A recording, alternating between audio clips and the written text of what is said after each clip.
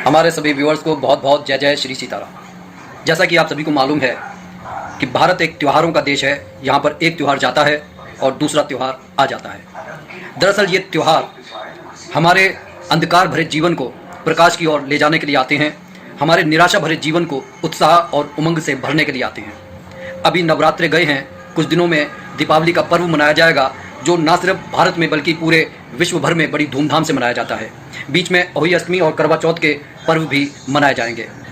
जैसा कि आप सभी को मालूम है कि दीपावली के त्यौहार पर एक कथा बड़े चाव से सुनी जाती है और बहुत ज़्यादा प्रचलित है कि भगवान राम 14 वर्ष के वनवास को काटकर अयोध्या जब वापस लौटे तब नगरवासियों ने घी के दीपक जलाकर उनका भव्य स्वागत किया था। लेकिन यही एक कथा दीपावली से जुड़ी हुई नहीं है। दरअसल और भी अन्य कथाएं दीपावली से जुड़ी हुई हैं। आज उन्हीं को हम आपके साथ शेयर करेंगे। दूसरी कथा के अनुसार जब दुर्योधन ने पांडवों को चौसर का खेल खेलने के लिए आमंत्रित किया तब ये शर्त रखी कि जो भी पक्ष हारेगा उसे 12 वर्ष का वनवास और 1 वर्ष का अज्ञातवास पूरा करना होगा।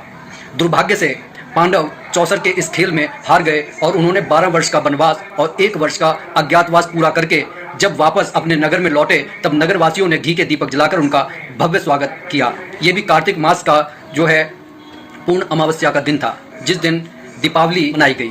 ऐसा माना जाता है कि समुद्र मंथन के बाद इस रोज ही धन की अधिष्ठात्री देवी माता लक्ष्मी का जन्म हुआ था, जिनकी कृपा से सारे संसार में सुख और समृद्धि, वैभव इत्यादि व्याप्त है। उनके इस जन्म की खुशी में ही दीपावली का ये त्यौहार मनाया जाता है।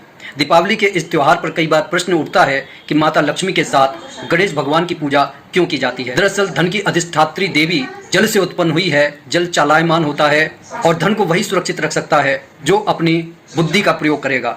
और भगवान गणेश बुद्धि का प्रतीक हैं। वह जहाँ पर विराजमान होते हैं वहाँ पर रिद्धि सिद्धि और शुभ लाभ भी विराजित होते हैं, जिससे जीवन में हर तरीके का सुख और वैभव प्राप्त होता है। प्राचीन भारत में इसी दिन परम प्रतापी राजा विक्रमादित्य का राज्याभिषेक किया गया था और इसी उपलक्ष्य में भी दीपावली मनाई जाती है। ऐसा कहा जाता है कि इस दिन जहांगीर की कैद में सिखों के 6वें गुरु हरगोविंद थे, जिन्हें आज़ाद किया गया था और उनकी आज़ादी की खुशी में ही दीपावली का यह त्यौहार मनाया जाता है।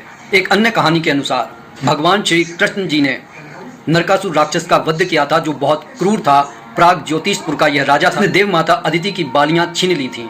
देव माता अदिति भगवान श्री कृष्ण की पत्नी सत्यभामा की संबंधी थी। सत्यभामा ने भगवान श्री कृष्ण जी से देव माता अदिति के अपमान का बदला लेने के लिए कहा था और भगवान श्री कृष्ण जी ने नरकासुर का वध करके अपमान का बदला लिया था और इसी उपलक्ष्य में दीपावली का पर्व मनाया जाता है।